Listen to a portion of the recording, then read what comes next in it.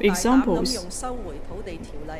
First, I started to use the Land Resumption Ordinance to reclaim some of the private lands to build public house. You may hear some official interpretation.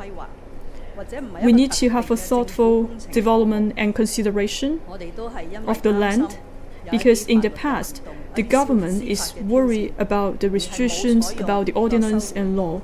That's why the government did not use Land Resumption Ordinance in the past. Today, we have breakthrough the traditional mindset. We would like to create more land for our people.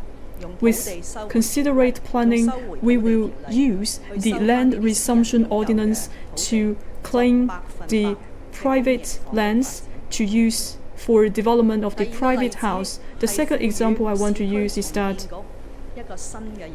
we are giving some new duties for the Urban Renewal Authority. We would like the Urban Renewal Authority to develop more subsidized flats for qualified residents. Personally, I have been working in the Urban Renewal Authority. I'm familiar with their work. In the past, the Urban Renewal Authority, they have been taken a very prudent way in operating their business. In the past, they recollect the old buildings. They would like to develop private housing, and so that they can get more income and earnings or develop more flats. This is not because there is something went wrong for the Urban Renewal Authority. Instead, it is some decisions made by the government. And this time, I request the Urban Renewal Authority to take more social responsibilities. With renovation projects, we want the URA to build more subsidized flats that can cater the needs for the local residents. So in Matawai, earlier this year, we have developed 450 units for the SSF. This can help to cater the needs for some families and households. Third, for some low-income households, we would like to provide more subsidy to them. Or we may give some subsidy in the rents for those households. In the past, we are thinking that if we provide a subsidy, maybe we only benefit the landlord instead of the tenant. It may be true, maybe this is some overseas experience, but I think if we have a problem, we have to resolve it. We have more measures to resolve all of those problems. If we have determination to help those low-income households, the government can find a way out. Maybe we can provide more fundings and subsidies to these households to resolve their problem. That's why I made that happen in the policy address. I would like to provide more subsidies for those households. In the second half of this year, I would like to invite some of the experts and scholars to analyze the situation, and we will grant more subsidies to those low-income households. Hopefully, by the end of 2020, we can implement this project. Fourth,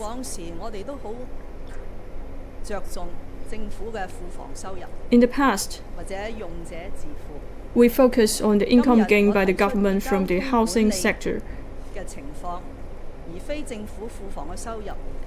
So nowadays, we will consider whether or not we will have government to collect the tax. In the policy address, I mentioned that in the landlord tollway, at the end of next year, as we open the second highway to the land toll, we will cancel the highway fees, and this will also apply to the Zhangguan Old Tunnel.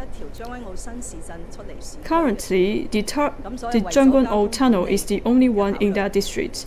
We have considering a lot for the transportation. That's why we charge for that tunnel from Zhangguan Old.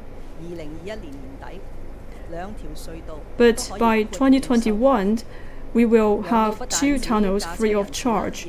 This will provide more convenience to the drivers and also ease the tension for the public transportation.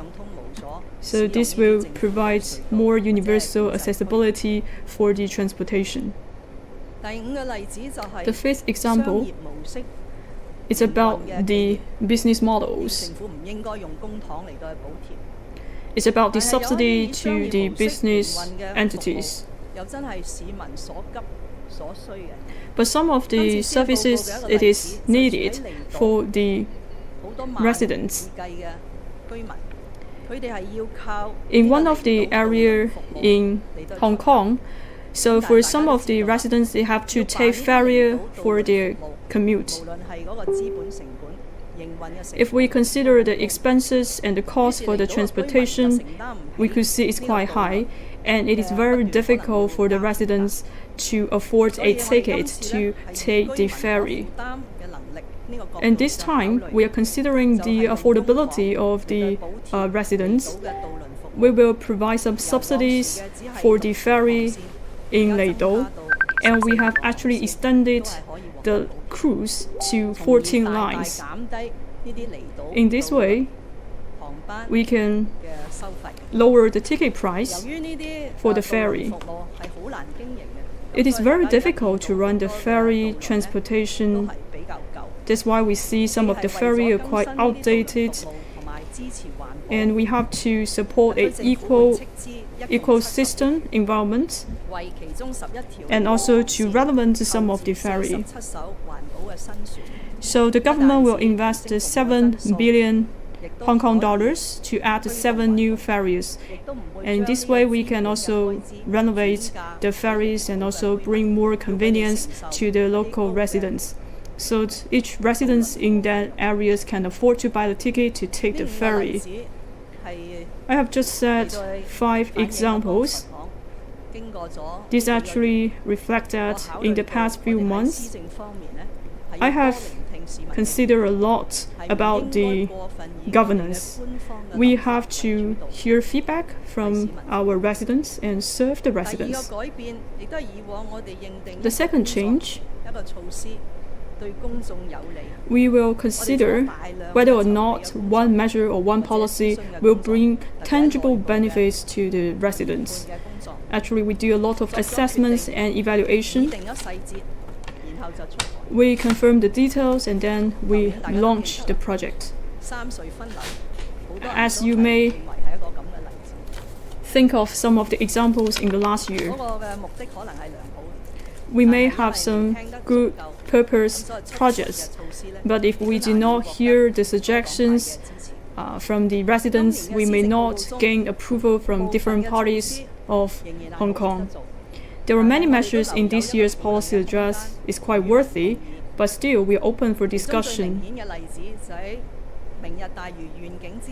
So I would like to emphasize one of the projects, a reclamation project in an artificial land.